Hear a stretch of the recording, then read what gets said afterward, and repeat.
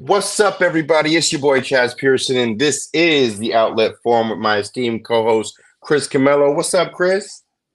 Welcome back. And the Dodgers are World Series champs, Chaz. Funny a difference Hey, a week makes. bro, we knew it. And funny how different a week makes just on its own. But it's your boy Chaz Pearson. It's Chris. It's the Outlet Forum. We're back after taking a week off from the World Series. I had to pull up one time with my boy. Shout out Adele. We pulled up to the parade, took the fam. You see the flag in the back right there. It was a good time. It was a good time indeed. So shout out to LA Dodgers. Shout out to the city, and we coming back for another one next year. Chris, I mean, just real quick, what did you make of, just like the feeling in the city is just different when the are doing their thing, right? Like, Bro, here's what was different. We weren't in lockdown this time. We weren't, social distancing. We actually got to enjoy this one. It was a stunning win. It was an improbable win. It was a win that they had no business winning. I'm talking about game 5. And they somehow pulled it out, and it just made me want to sing I Love LA, man. I'm telling you. Cue Randy Newman right there, because that win, I was absolutely stunned, Chaz. I almost passed out. That when Walker Buehler struck out Verdugo, I almost passed out. I'm like, this is not real. Big nasty redhead on my side. Santa Ana winds blowing hot from the north, though we was born to ride. Sorry, just had to get that one out. I know you had to make sure that we heard your singing voice tonight, but it was for a good cause. Shout out to the Dodgers. But we got a great Well episode for done. you guys Well done. tonight. Well done by the team. Man, we got to get into the Bucks being last place in the damn NBA, damn near. We're tied with the Utah Jazz at 1-6. We'll get into KD versus Stephen A. round 3. Ding, ding, ding. I mean, these guys just keep going at it on social media. And we'll get into some of the Lakers struggles as well. The Lakers dropped to 1-4 on their recent road trip, losing 4 of the last 5. But first, Chris, we got to get into Joel Embiid and the Philadelphia 76ers, because Yes, sir. what Joel Embiid did this time, look, I know you can't condone what he did. You can't shove, you can't move anybody against their will. You can't, it's just not a good look. So you got to be able to harness that, Joel Embiid. Like, I just think that he just had a moment, and he had a quote that said, "Hey, everything I've done for this fucking city, like, y'all gonna put some shit on me just because I'm not ready to go. I've done everything I can for this city, and we lose, and I keep playing hurt. I put up 30 on the Knicks in a elimination game. I mean, granted, he did his thing for Team USA for the Olympics, but I know the Philly fans, they're like, what have you done for me lately? So, Chris, what do you make of not only, Joel Embiid pushing the reporter out of the way? Did you agree with the suspension? And word on the street is Joel Embiid's going to come back on next Tuesday, to make his season debut after this suspension is served. Well, first of all, that's good news for my fantasy team that he's coming back on the 12th. Finally, good news for my fantasy team. Let's just get the most important news out of the way out first. Okay. Lot to get to on Embiid. He has not had a good start to the season in any capacity. He's not healthy. He is saying that he doesn't want to play back-to-backs. So now you come across as soft. I'm not saying that. That's how it looks.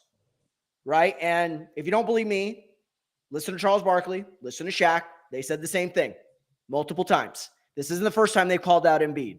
So you say that, which angers the fans, which probably angers the league. And Chaz, I told you why. Because the league has a lot invested in these nationally televised games. And the last thing that they want is a team that they probably put on ESPN and TNT and elsewhere this year to have many of their stars missing because of not wanting to play back-to-backs. So I think that when you start opening those floodgates because of you saying certain things or doing certain things, now you open yourself up to criticism.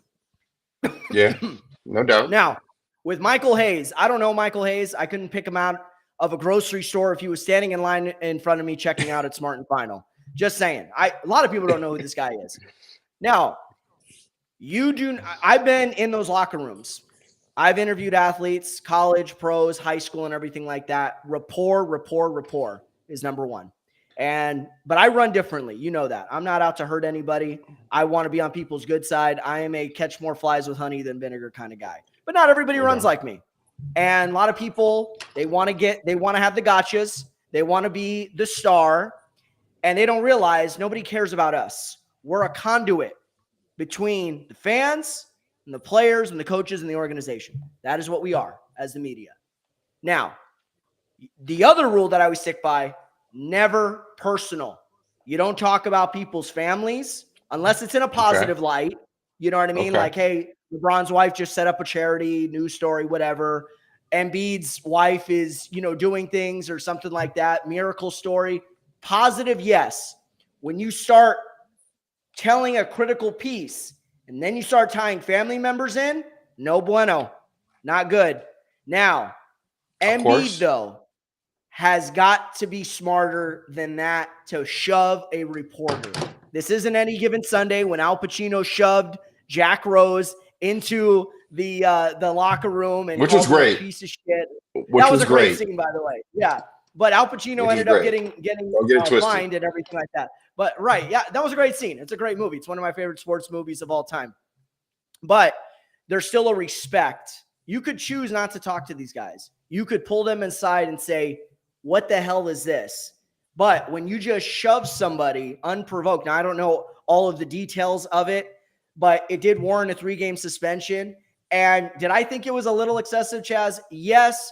However, when you start putting hands on somebody, once again, you're opening up the floodgates because now Adam Silver, Joe Dumars, the people in the league front office, they need to now set a precedent to make sure no one else does a stunt like this. And the last thing I want to say to Joel, bro, on his worst day, not even Boogie Cousins, who hated some of those reporters, who actually went after his family and got personal. Not even he got put hands on these guys. You've got to be careful with that, with touching people in that kind of way. So, like I said, it's been a really rough couple of weeks for Embiid. This story will eventually blow over, but it just makes him look really bad. And I'm sure he's a good guy and everything like that. I love how open he is. I love his smack talk and the arrogance and everything. I just, that's just what I thought of it. Not good. I didn't agree with it, but at the end of the day, I thought the suspension was like, how many games did Draymond Green get for, like, that's my issue. Like, an actual physical act on the court, or when Russell Westbrook gets into it with these fans, or, a lot of different things happen. But I just thought the games was a pretty big statement by the NBA. Like, hey, man, you can't touch reporters, especially in the locker room. So, I get it. But at the same time, I thought he might only get 1 game. I thought he maybe got like a fine or something. Yeah, he got an undisclosed fine too. I think. But this was okay. So first of all, Draymond, repeat offender. Russ has had some issues in the past, and those were not with sports reporters. Those were not with Joel Embiid has been fined and suspended for plenty of times. Oh yeah, but not with like physical stuff. You know what I'm talking about. Fighting. No, absolutely. I mean, you're talking about obscene gestures. There's different categories to this too. You're talking about lewd. Hold on, I'm gonna be like Alan from The Hangover. Lewd behavior. No, like, yeah, he's that. But remember, he would get into it. Who was he getting into it all the time? It was it Andre Drummond? Andre Drummond, like he would get into it. Hates Andre Drummond. Like, they would go back and forth on Twitter, and they had a little fisticuff. Yeah, exactly. Yeah. So I mean, look, I get it. Joel Embiid, I'm not against it. I get where he's coming from, but Jared Dudley. But you can't. Jared Dudley. Yes, of course. Sorry, you can't. Go ahead. You can't put your hands on these reporters the way that he did. I wish we had it queued up so we could just. It was literally just like that. Man, just got him just Got like that Dave Chappelle episode when he's in the club and the girl's like, "Hey, Dave, get out of my face, like get out of it." Hey, Chaz, what do the 5 fingers say to the face? Slap, bro.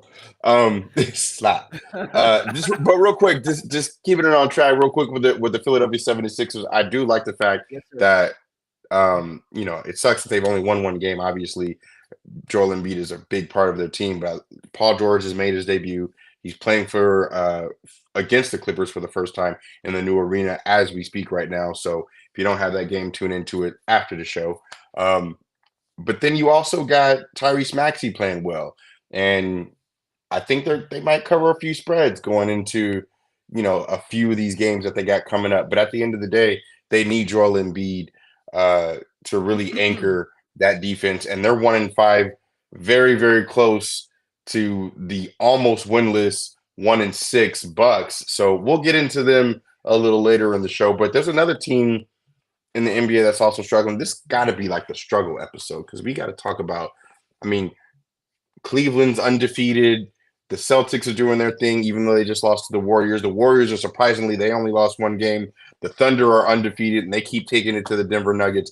But we got to talk about these teams that are struggling. And the Lakers just really, they came out the gate fast. Like, you thought that they were going to be a team that might be 10-3 after that, after like 5 games. I'm sorry, after about 13 games or whatever the case may be. But now they sit at 4-4. They've lost 4 of the last 5. They lose to Detroit in Detroit. They lose to Memphis. Anthony Davis is dealing with an injury. What else is new? Even though he played all those games last year, he was set to come back down to earth. Rui Hachimura's, sick, ironically, and they just can't get right. But here's the thing: LeBron James had 39 points tonight. Anthony Davis is the Western Conference Player of the Week in the first week of the season, averaging over 35 points a game, 15, 16 rebounds. So LeBron and AD are doing their thing. Right. Where the fuck is everybody else? Like, where's D'Lo? Where's Austin? Like, I get Rui looks better. Vincent? Where's that bum Gabe Vincent stealing $11 million from the Lakers? Seriously, I'm just saying. By the way, it's just like a Kendrick Nunn situation all over again.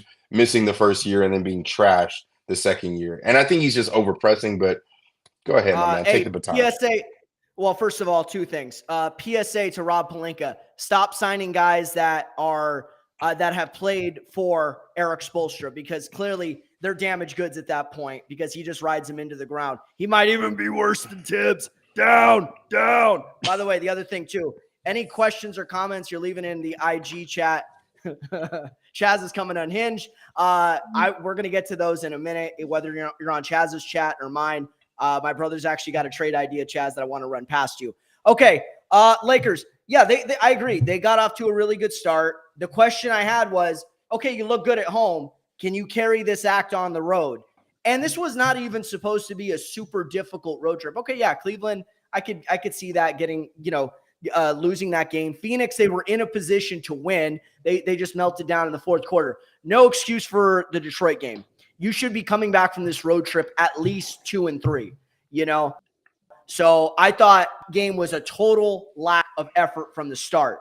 And tonight almost followed suit. Now, they were more competitive tonight, but they had no 3-point defense. There wasn't much hustle. Their bench is giving them next to nothing. Granted, no Anthony Davis, no Rui Hachimura. So your rotation is shorter. And with a bench that's Memphis was down guys too. Right. Memphis was down. Desmond Bane, and Marcus Smart. Yeah. No, I hear you, but I'm saying with Memphis, so they're already a team that's built on young guys who can play. We saw that last year. You know what I mean? Like they didn't make the playoffs last year, but they were damn near competitive in those games because Taylor Jenkins is a very good coach who knows how to develop these young players. Furthermore, puts them in a position to be successful. Once again, players you couldn't recognize if they were standing in front of you, checking out at Smart and Final or Target, but these dudes can hoop. So the Lakers over the last couple of games, really on this road trip, no defensive energy, bad 3-point defense, bad transition defense, no bench production. Shall I continue? And it's getting more clear. They need Jared Vanderbilt to start so they could move Rui Hachimura back to the bench so he could provide some offensive scoring. Because Gabe Vincent and the rookie Connect and Max Christie, they just are not giving it to you consistently. I mean, if we could get Dalton Connect to catch the ball, like he's fumbling the ball and stuff, like, and none of your young guys are doing anything. Bronny, Hushafino, you got Vanderbilt out. So, I mean, I'm just saying, like you're paying him millions of dollars to sit on the bench. Like, I need somebody to do something on a Tuesday or Wednesday night in Memphis early in November and December. That's when it's your time to shine. Like, not in April or May or June, if you even get that far. Like, we need bodies. So, Hood Shafino is not going to be a Laker much longer to me. I don't think so either. But it seems like he was starting to play better under JJ Redick. But at the end of the day, JJ Redick just needs horses and healthy bodies. Jackson Hayes is, even though he looks better under JJ Redick, man, I don't know how much longer he's going to be in the NBA. Like, he's an athletic big body that just is a high flyer, but he just doesn't have the fundamentals to just do the simple things like catch the ball in the lane, do a reverse pivot, and then just put it in the basket, just with two hands, or, trying to dunk everything, but you can't dunk everything from the dotted line, bro. Like, that's just, that's like my issue with him. But at the end of the day, it's early. The team has, I told you, 20 games. You need at least 20 to 25 games before you make any kind of judgment on the team. So, yes, I'm observing the team and showing and saying what I think and what based on what I'm seeing, but I'm not going to say the Lakers suck or they're this or they're that until we're at least a quarter of the way through the season. So that way you can see what a team's healthy sample size looks like after a good period of time. So let me just say this about, and they're not out of it. Teams Cleveland and the Thunder are going to go up and down too. So I'm not worried. Right. Let me say this. Yeah, you're right. The Western Conference is going to be a bloodbath this year. There's less margin for error. So the games within the conference, I just think, it just means more. But I'm going to say two things. One, you may say it's early. I'm just going to counter with one thing. The loss to Detroit could be, and maybe this is dramatic on my part, but I'm going to say it because this happened last year too. That could be the difference between a number 5 or 6 spot or once again a play-in tournament spot. You may not want to think about that now because it's November 6th, but I'm just saying those are the games you look back on as, had we just handled our business in Detroit, maybe we would be a 6 seed. I'm just saying those are the things that could come back to bite you is what I'm saying. The other thing too, I think JJ is doing a solid job as far as the accountability aspect. We saw him. There was a viral moment with him and LeBron. And the other thing about, well, hopefully we have guys coming up off our bench who play 18 minutes who, aren't afraid to shoot. That was a direct dig at Gabe Vincent. And to that, I say, JJ, my man, there you go. That's accountability right there. Don't be afraid. Which is why but then again, Gabe Vincent gets the ball for the first time off a LeBron turnover and then just jacks up a 3. That's not what we're talking about. We want you to shoot the ball, but not just jacking it up because it's the first time you touched it at the end of the first quarter. You know what I mean? So yeah, don't be. Yeah, no, I agree with you. Be aggressive, but be smart. Do it within the offense. But that's how you know a guy is struggling and trying to find his way. But yeah, I mean, this is what we thought. This is what I thought the Lakers could be. Look, 3-0 was nice. They beat 3 potential playoff teams, but it's a long season. Injuries happen. They have no front court. I know they're trying to address that right now via the trade, but you're not going to get anybody till probably about December. So probably you've got to find ways to win ball games and try to keep yourself competitive. And losing 4 out of 5 on the road, Chaez, that's no bueno. Even this early, that's not a good look, especially when you lost to 2 of the teams that you lost to, which is Memphis and Detroit. Those were the most glaring ones. And they didn't even play a good second half against Toronto. They almost coughed up that game too last Friday. Yeah. So I think they'll bounce back, but at the end of the day, it's early. Again, it's early. So we're not going to go too crazy over the fact that the Lakers are 500 through 8 games. Not the worst thing in the world. But if you're 1-6 on the other hand, and you're in last place in your conference, and you were expected to possibly, I don't know, do something after you trade for Damian Lillard and you got a 2-time MVP in Giannis Antetokounmpo. I don't know what's going on with the Bucks, Chris. I think I have an idea what's going on with the Bucks, but they fall to 1-6, and they just can't get right.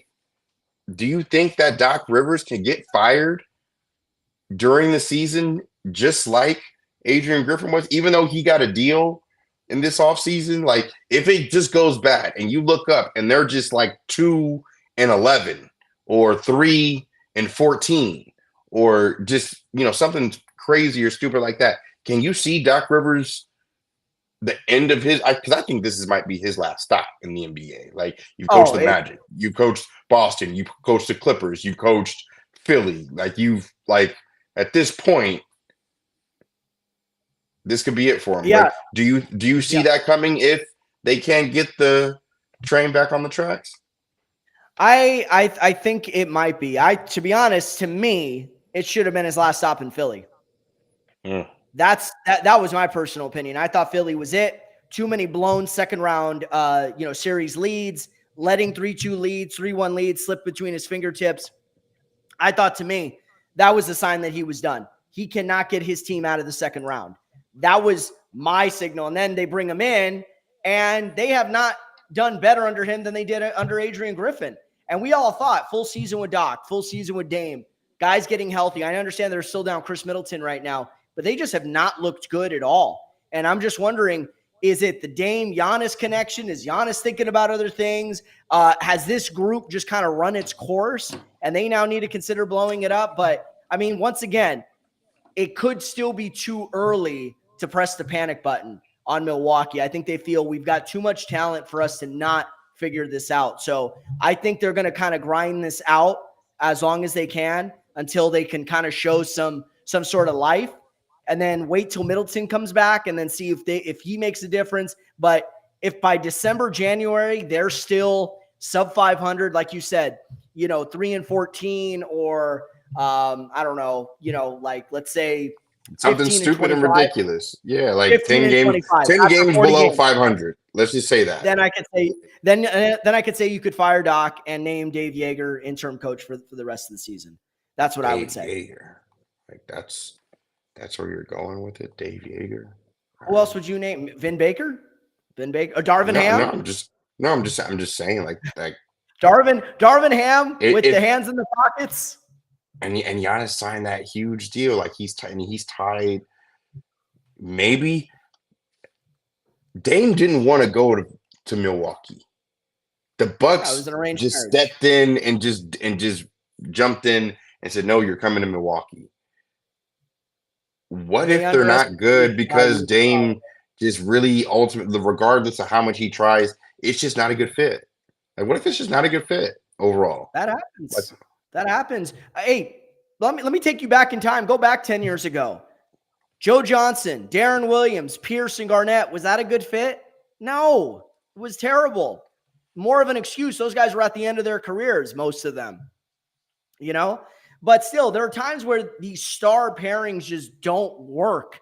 Dwight Howard, his first stint with the Lakers, did that work, Chaz? With Kobe? With Pau Gasol? No, it didn't. So sometimes things just don't work, that you overvalue things. It could have. And Dwight actually came out last month saying that it should have worked because he was too pussy. But that's what he said. I literally I got you. He literally said that.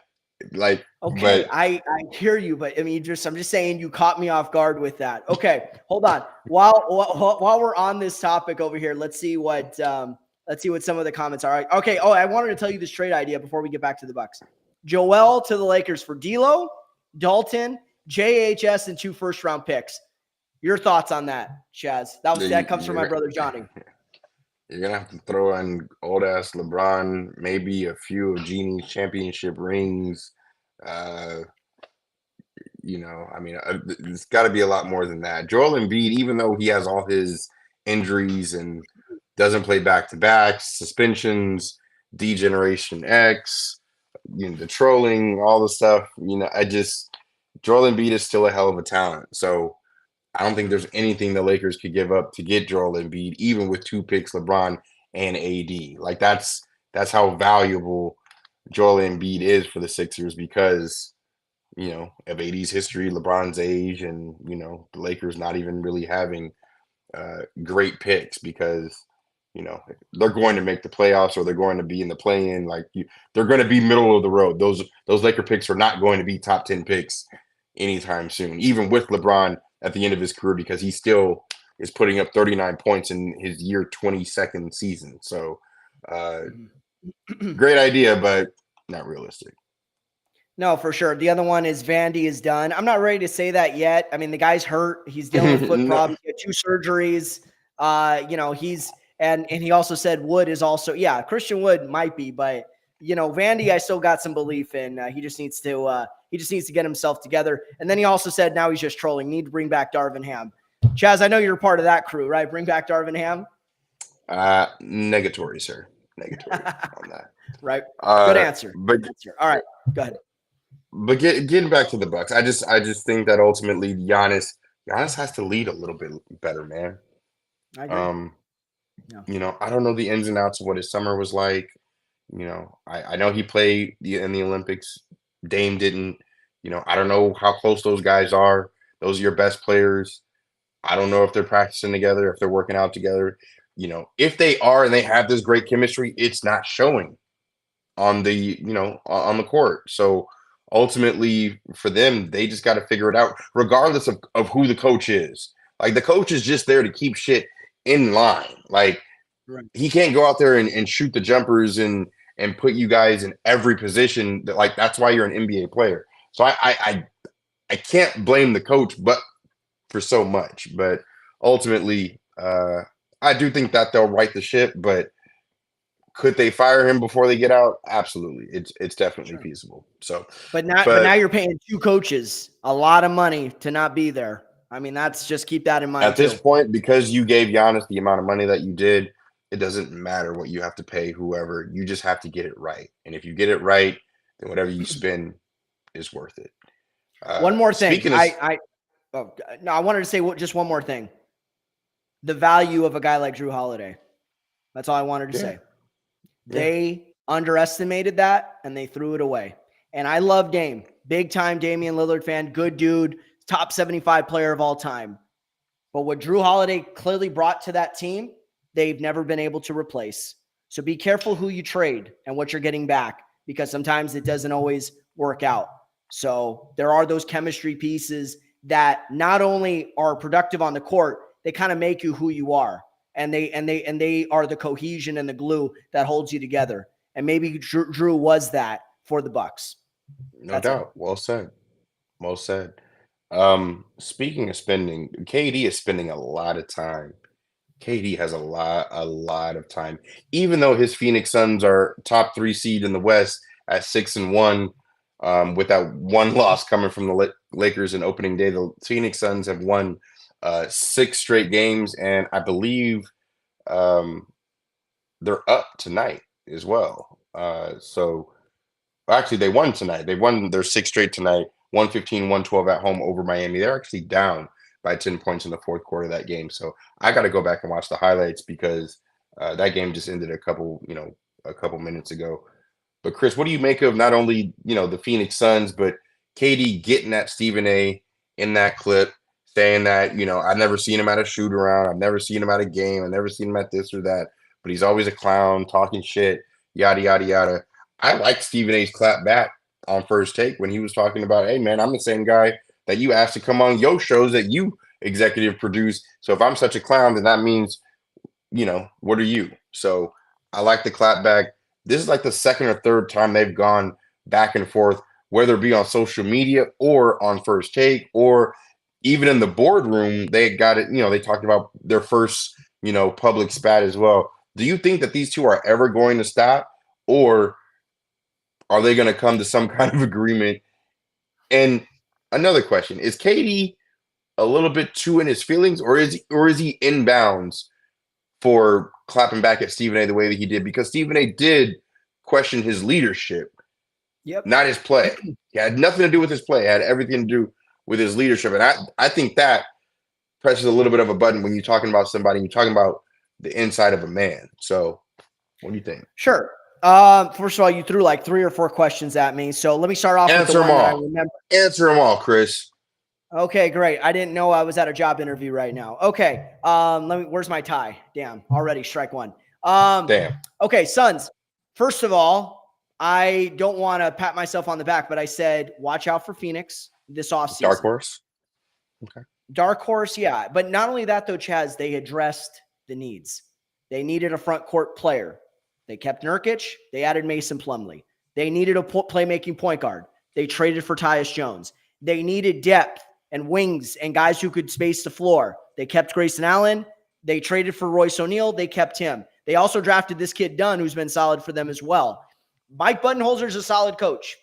You know, I know there's always been criticism about him in the playoffs, lack of adjustments, this and that. But Budenholzer's a solid coach. Might even be better for this team than Frank Vogel. So I'm not surprised they're 7-1. As long as Beal could stay healthy.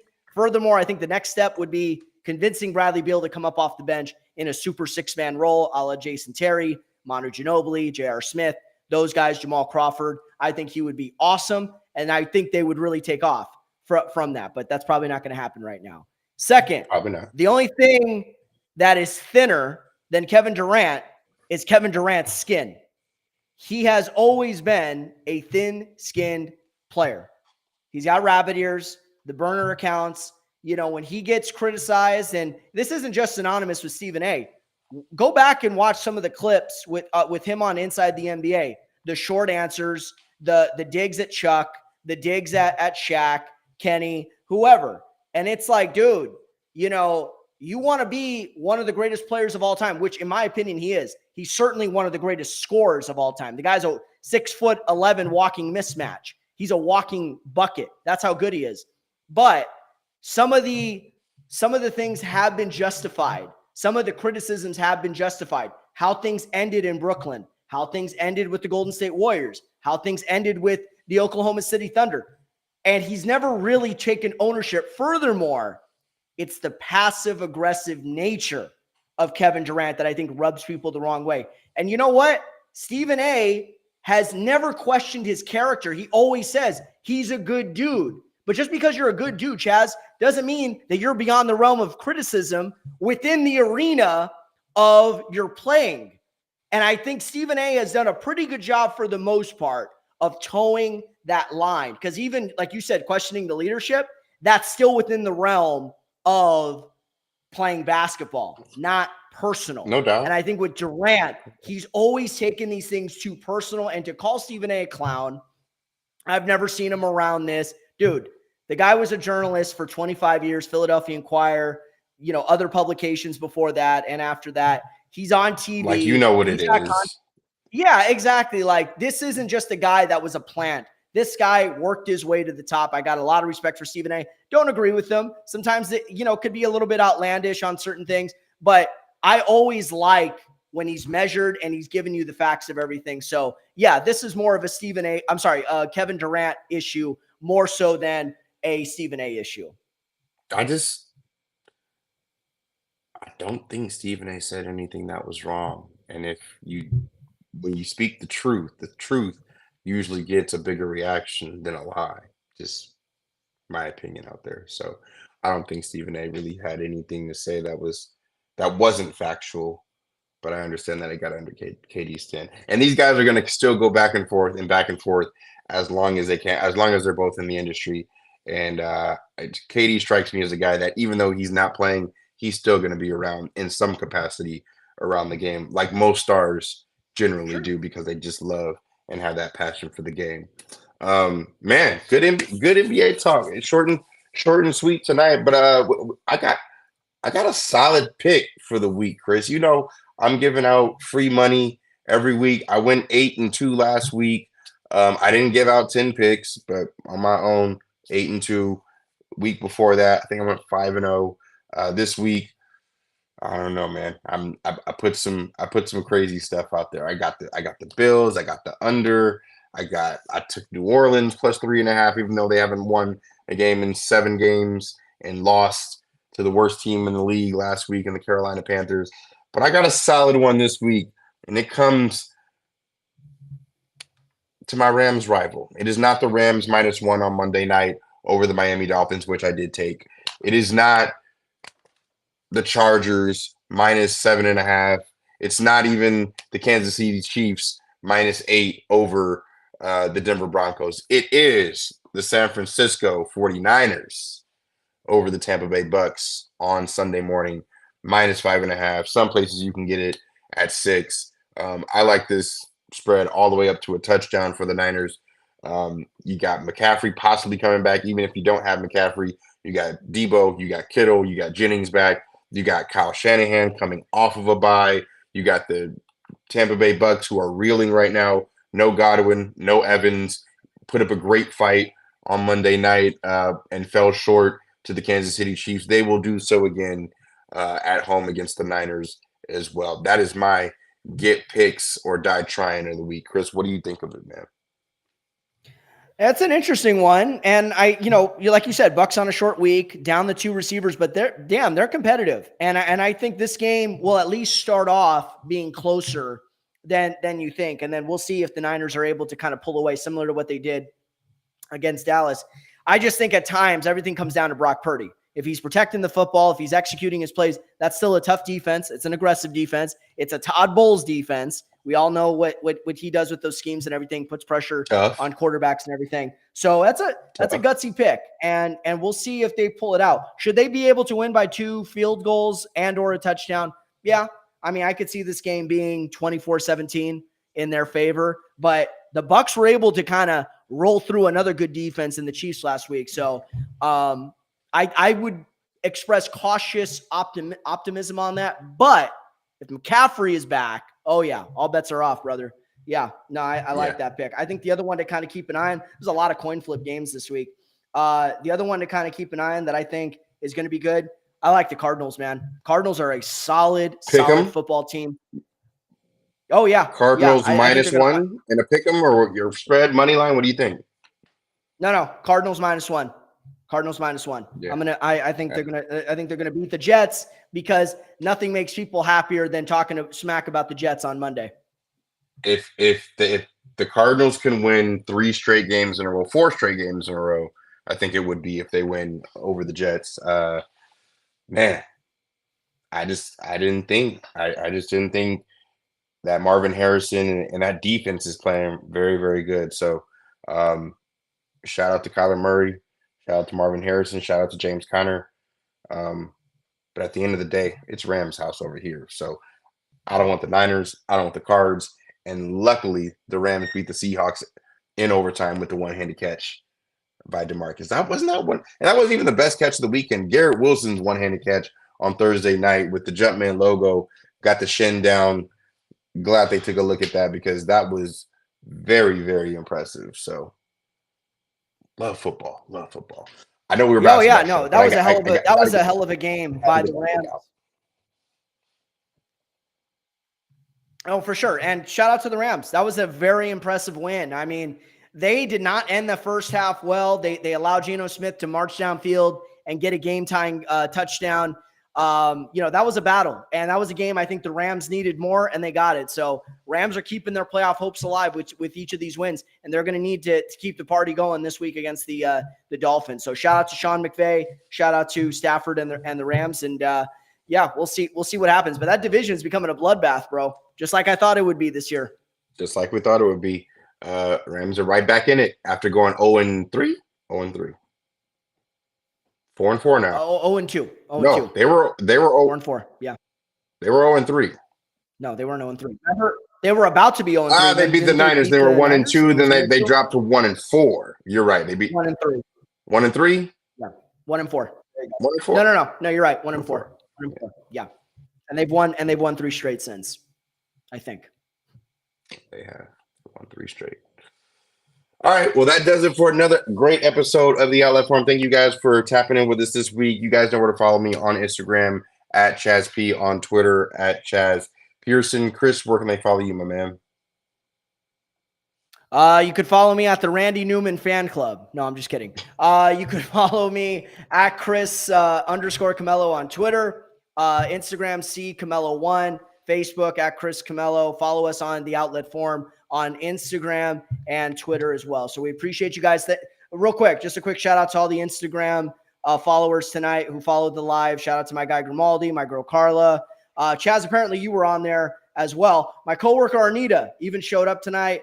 My brother Johnny, Alan, Boris, a lot of people showed up. So we're about to tap out. So thanks, guys. We'll be back on again next week. Chaez, well done as always. Well done, my man. We'll see you guys next week. Thanks for watching. Peace.